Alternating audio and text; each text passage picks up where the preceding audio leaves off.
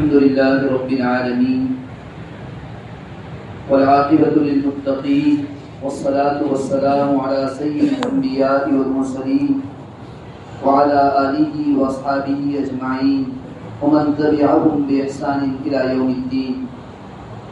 أما بعد فأعوذ بالله من الشيطان الرجيم. بسم الله الرحمن الرحيم. قل أعوذ برب الفلق من شر ما خلق ومن شر غاسق إذا وقب ومن شر النفاثات في العقد ومن شر حاسد إذا حسد.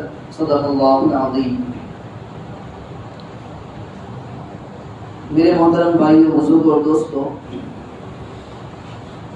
تقریباً 2 ہفتے سے آپ حضرات کی خدمت میں قرآن کریم کی یہ چند آیتیں، ایک سورت آپ کے سامنے تلاوت کر رہا ہوں. پہلے یہ بات یہ عرض کر چکا ہوں کہ قرآن کریم کی یہ سورت ایسے تو بڑی مختصر ہے، لیکن اللہ تبارک و تعالیٰ کی طرف سے بہت ساری چیزیں اس میں بیان کی گئی ہیں. یہودیوں کو نبی علیہ السلام سے حسد تھا، اسی وجہ سے نبی علیہ السلام کے متعلق آپ علیہ السلام کے خلاف یہودی مختلف سازشیں کرتے رہتے. یہودیوں کا حسد یہ آج کا کوئی نیا حسد نہیں ہے، نبی علیہ السلام کے زمانے سے حسد چلا ہے. آج ممالک اسلامیہ کے اندر جو مختلف اعتبار سے مسلمانوں کے خلاف جو سازشیں کی جا رہی ہے، ان سب سازشوں کے در پہ، ان سب سازشوں کے پیچھے عام طور پر یہودیوں کا ہی ہاتھ ہوتا ہے. یہودیوں کو نبی علیہ السلام سے اس وقت سے حسد ہے، اور یہ حسد برابر آج تک چلتا ہی آ رہا ہے.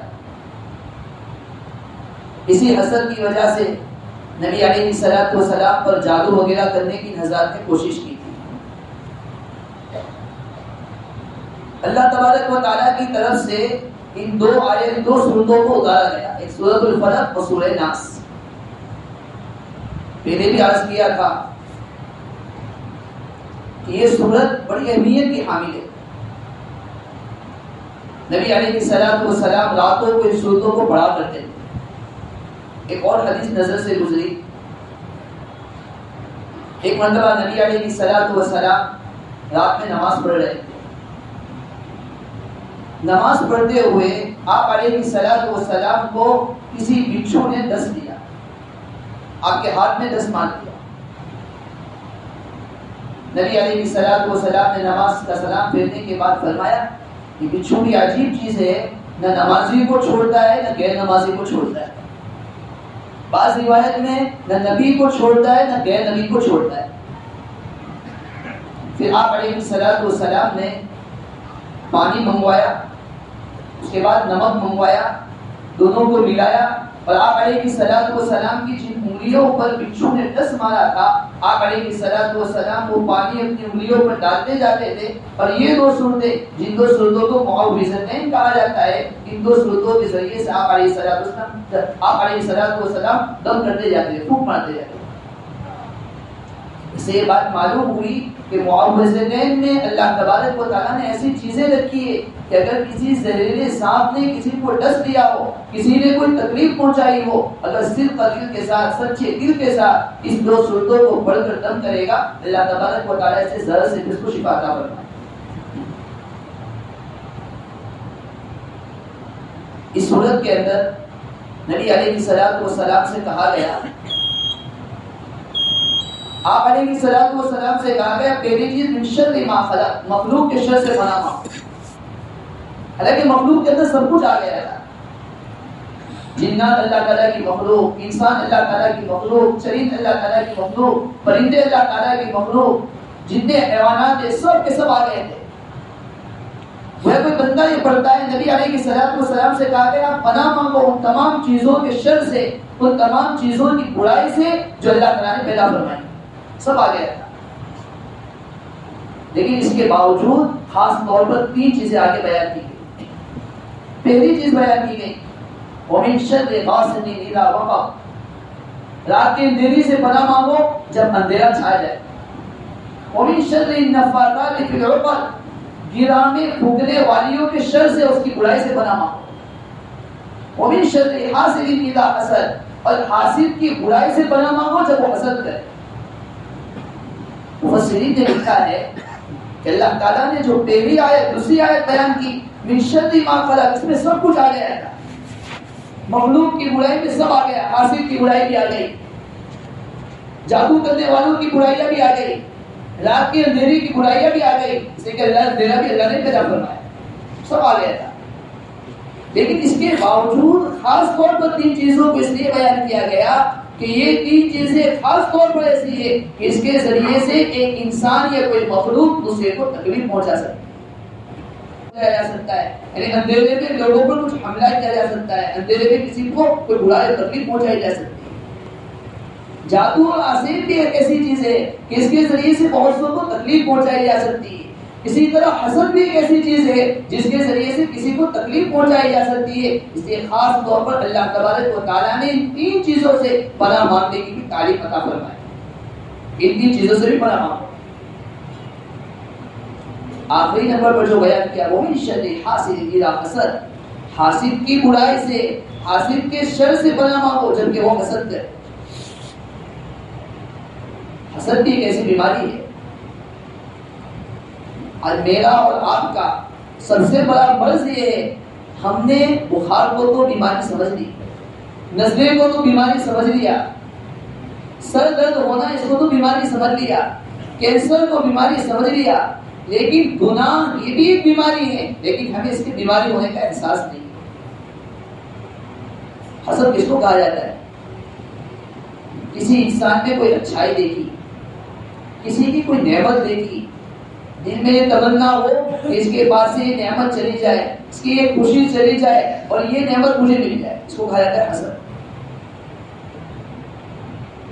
کسی کے یہاں کوئی خوشی کا موقع آیا, کسی کی بچی کو اچھا رشتہ مل گیا, کسی کے بچے کو اچھا رشتہ مل گیا, دل میں ایسی جلن ہوئی, دل میں ایسی کڑن ہوئی کہ فلاں کو یہ نعمت کیسے حاصل ہو گئی, فلاں کے پاس یہ چیز کیسے آ گئی, فلاں کی بچی کا رشتہ کیسے ہو گیا, فلاں کے یہاں شادی کا موقع کیسے آ گیا. دل میں کڑن پیدا ہو. ایک ہے صرف کڑن کا پیدا ہونا, اور ایک ہے کڑن پیدا ہونے کے بعد دل میں یہ بات آنا کہ یہ نعمت اس کے پاس, میرے پاس آئے یا نہ آئے, اس کے پاس یہ نعمت چلی جانی چاہیے, اس کے پاس یہ نعمت ختم ہو جانی چاہیے. یہ حسد. میں کسی کے پاس کوئی نعمت دیکھی, دل میں اگر یہ خیال آیا کہ اس کے پاس سے نعمت ہے, بہت اچھی چیز ہے, اللہ تعالیٰ سے دعا کرتا ہے اللہ جس طرح تو نے اسے وہ نعمت عطا فرمائی مجھے بھی نعمت عطا فرما دے, تو بہت اچھی چیز ہے. اس کو کہا جاتا ہے عربی کے اندر ربقہ, اسی کو اردو میں رشک کہا جاتا ہے.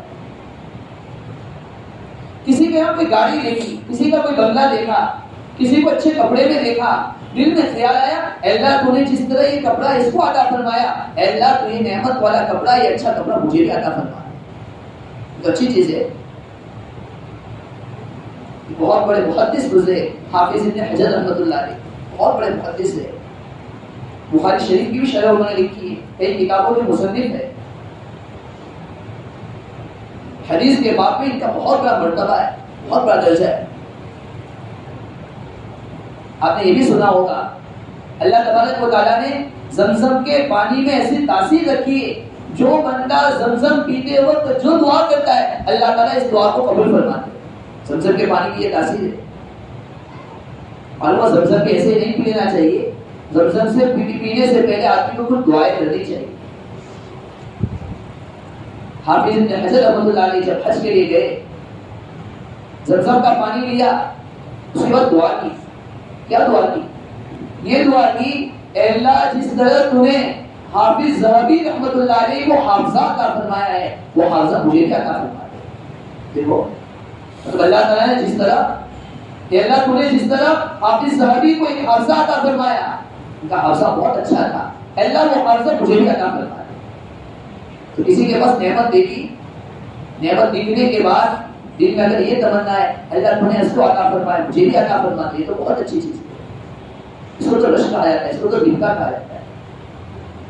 لیکن اگر دل میں یہ خیال آتا ہے کہ فلاں کے پاس یہ نعمت آئی، فلاں کے یہ خوشی کا موقع فلاں کو یہ خوشی کا موقع مل گیا، فلاں کے اچھا رشتہ آ گیا، فلاں یہ کاروبار کر رہا ہے، اس میں خوب برکت ہو رہی ہے، اس کے پاس سے کسی طرح نعمت چلی جانی چاہیے، میرے پاس یہ نعمت آئے یا نہ آئے یہ تو ہمیشہ مصیبت میں ہی رہنا چاہیے، اس کے یہاں تو کوئی رشتہ ہی آنا نہ چاہیے، اس کو تو کبھی بنگلہ ملنا ہی نہیں چاہیے، اس کو تو کبھی گاڑی ملنی ہی نہیں چاہیے۔ اگر آدمی کے دل میں یہ خیال آتا ہے یہ حسد ہے تو یہ بہت بری چیز ہے۔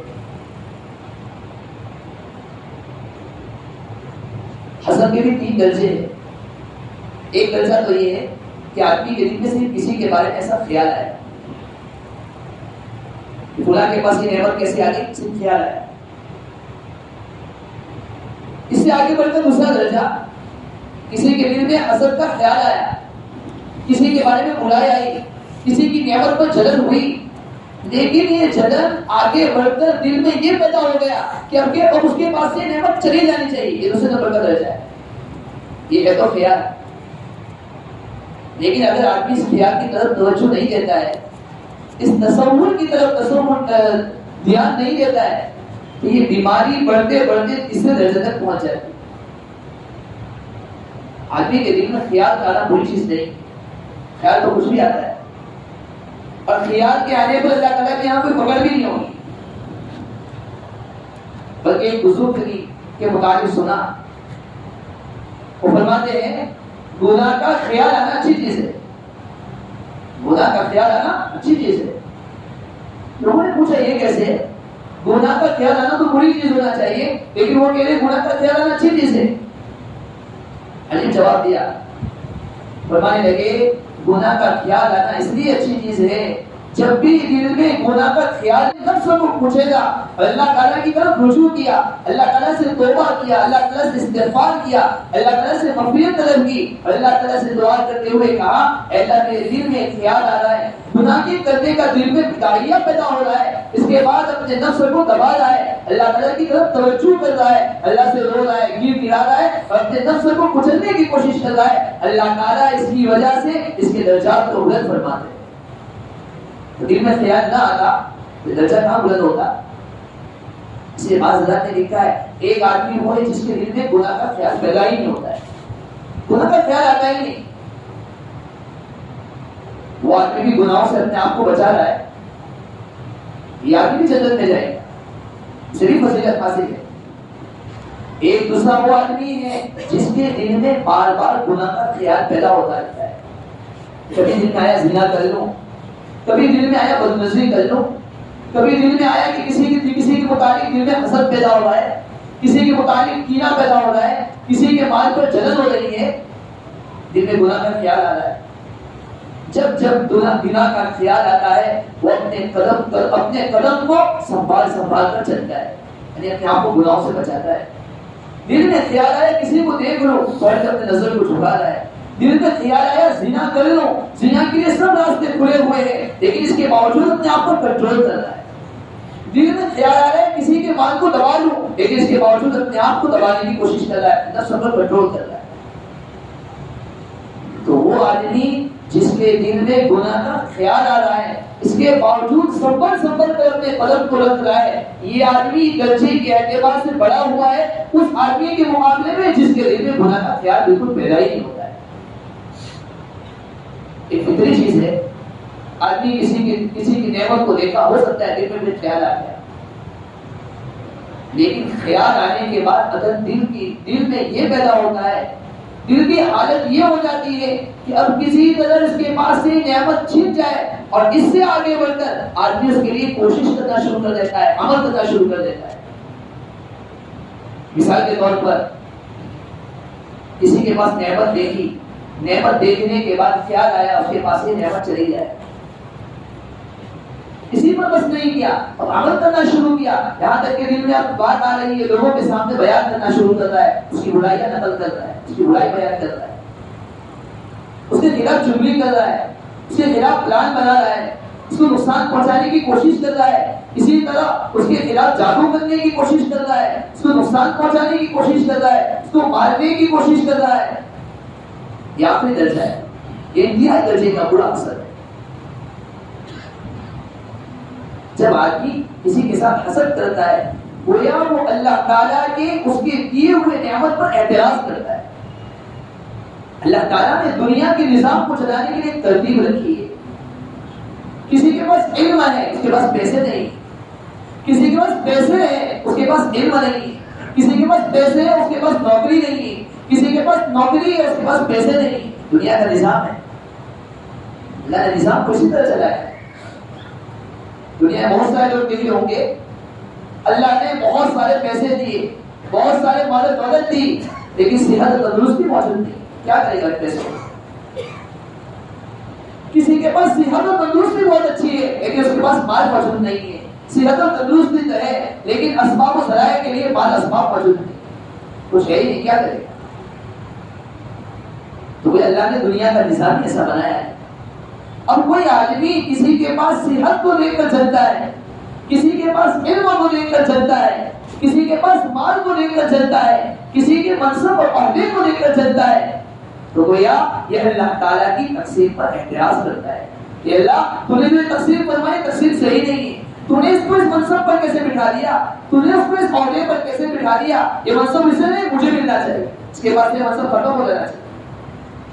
آج تو عجیب بات ہے، لوگوں کو منصب پر بھی بڑا چلن ہے اور لوگوں کو منصب اور عہدے کا بھی بڑا شوق ہے. کوئی منصب کوئی عہدہ ہو، مجھے مل جانا چاہیے، میں اس منصب کا سب سے زیادہ اہل ہوں. حالانکہ کسی عہدے کو کسی نے حاصل کر لیا بغیر مانگے، اللہ تعالیٰ کی طرف سے عطا نہیں کیا گیا، طلب کر رہا ہے، منصب عہدے کی کوشش کر رہا ہے.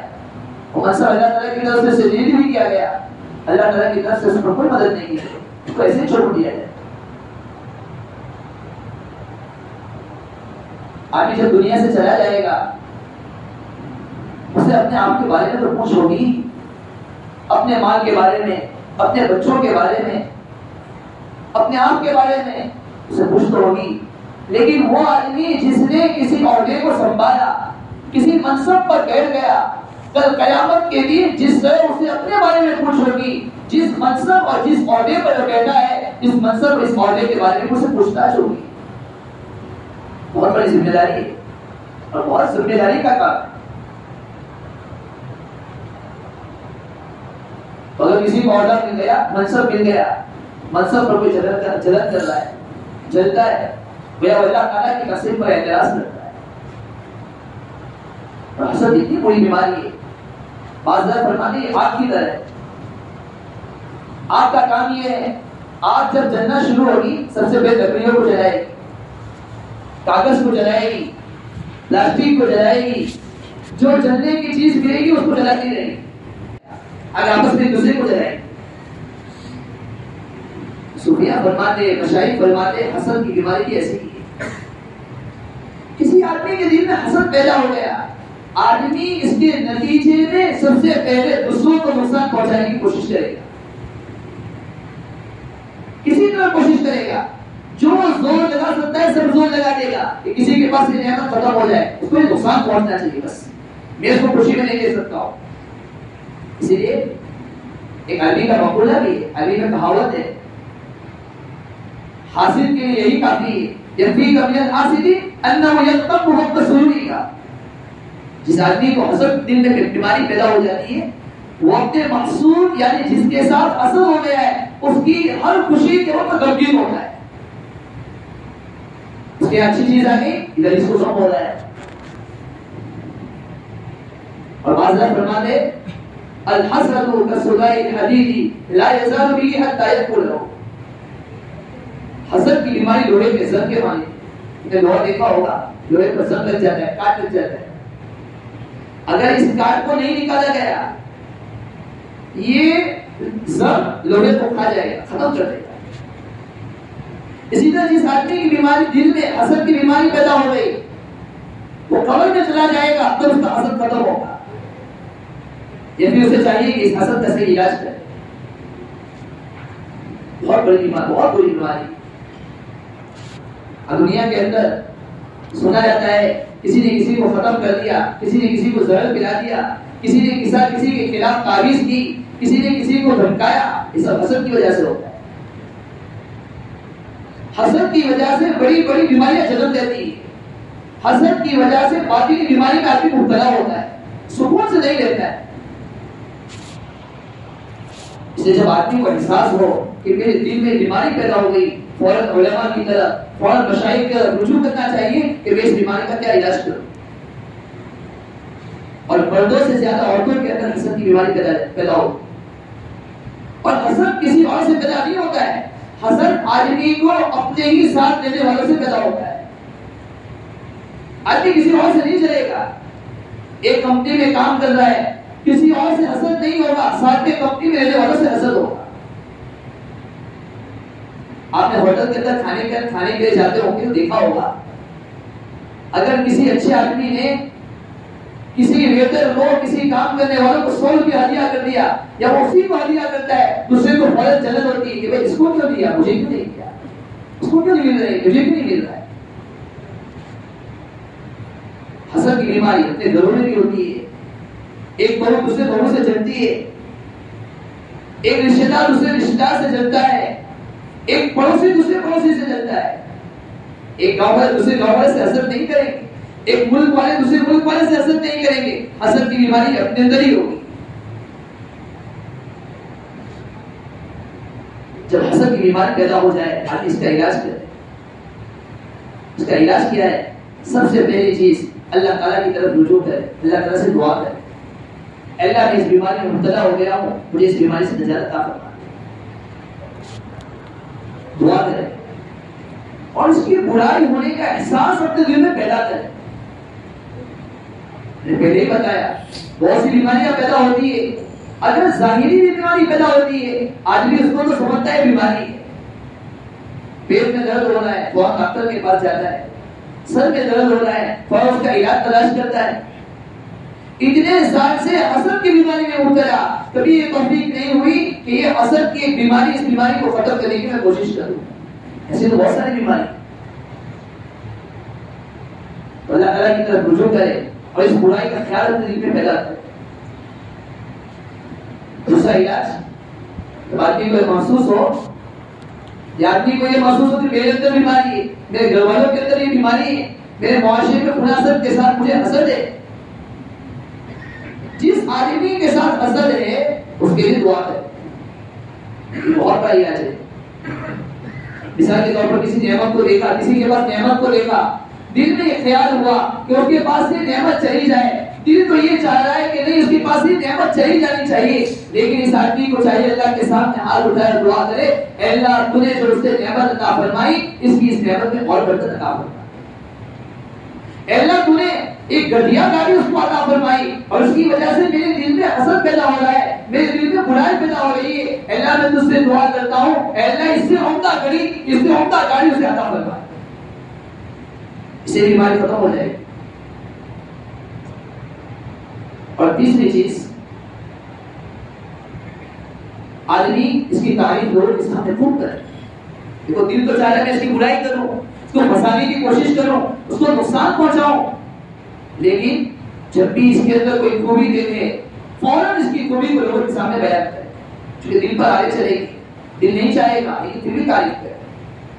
اور دیکھو اللہ تبارک و تعالیٰ نے ہر مخلوق کو ایسا بنایا ہے کہ اس مخلوق کے اندر کوئی نہ کوئی خوبی ضرور موجود ہے.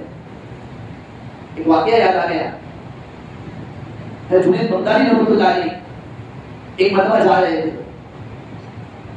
ایک شخص کو دیکھا کہ اس کو سولی پر لٹکایا گیا ہے، اس کے دونوں ہاتھ کاٹ دیے گئے. لوگوں کو پوچھا کہ کیا بات ہے، اس کو ایسی سزا کیوں دی گئی؟ دوسری مرتبہ چوری کی، اس کا دوسرا ہاتھ کاٹ دیا گیا. تیسری مرتبہ چوری کی تو اس نے سولی پر لٹکا دیا گیا، پھر بات نہیں آیا. جنید بغدادی رحمۃ اللہ علیہ نے جب اس بات کو سنا، اس سولی دیے گئے آدمی کے پاس گئے اور اس کے پیروں کو بوسہ دیا، پیر کو چومنے لگے. لوگ تعجب کرنے لگے، اتنے بڑے بزرگ، اتنے بڑے ولی آپ کیا کر رہے ہیں؟ یہ تو بڑا مجرم ہے، اس نے 3 مرتبہ چوری کر چکا ہے، آپ اس کے پاؤں کو، اس کے قدموں کو چوم رہے ہیں. تعجب کی بات ہے. جنید بغدادی رحمۃ اللہ علیہ نے بڑا پیارا جواب دیا. دیکھو مشائخ کی سوچ بھی کیسے ہوا کرتی ہے. جنید بغدادی رحمۃ اللہ علیہ نے فرمانے لگے، اس آدمی کے اندر اتنی ساری برائیاں ہیں، لیکن اس کے اندر میں نے ایک وصف دیکھا، وہ وصف ہے استقامت کا وصف، کہ یہ آدمی اپنے آپ اپنی برائی پر جمع ہوا ہے، چاہے برائی پر جمنا بری چیز ہے، لیکن اندر اس کے اندر ایک استقامت کا وصف ہے۔ اس وصف کو دیکھ کر میں اس کو پیروں کو چوم رہا ہوں۔ ہے تو بری چیز، گناہ پر جمع ہوا ہے، لیکن جمع ہوا تو ہے۔ استقامت یعنی کسی اچھی چیز پر جمنا، کسی چیز پر جمنا، یہ تو بہت اچھی چیز ہے، تو یہ خوبی اس کے اندر موجود ہے، اس لیے میں اس کے پیر کو چوم رہا ہوں، اس کے قدموں پر غصہ دے رہا ہوں۔ معلوم ہوا آدمی صحیح زاویے سے سوچے، صحیح طریقے سے سوچے، صحیح اپنا ذہن لگائے، ہر آدمی کے اندر، ہر انسان کے اندر، ہر بچے کے اندر، ہر عورت کے اندر، ہر مرد کے اندر، ہر بوڑھے کے اندر اللہ تعالیٰ نے کوئی نہ کوئی وصف ضرور رکھا ہے۔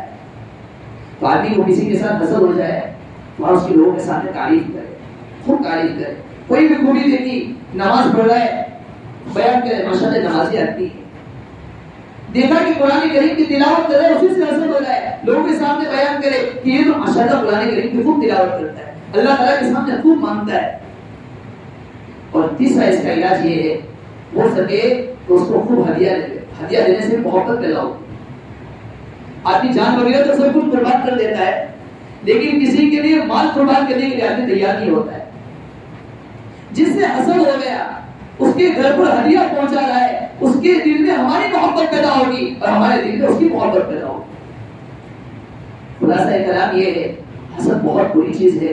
نبی علیہ الصلوۃ والسلام کو خاص طور پر کہا گیا کہ آپ حاصل کے شر سے پناہ مانگو، اور جس آدمی کے دل میں حسد پیدا ہوا ہو اس کے لیے علاج ہے۔ اللہ تعالیٰ شاہدوں سے دعا ہے، اللہ تبارک و تعالیٰ نے اس صورت کی مناسبت سے جو 2-3 ہفتے بات کرنے کی توفیق عطا فرمائی، اللہ تعالیٰ اسے قبول فرمائے، حاصل کے شر سے سب کی حفاظت فرمائے، آمین۔ وآخر دعوانا الحمدللہ رب العالمین۔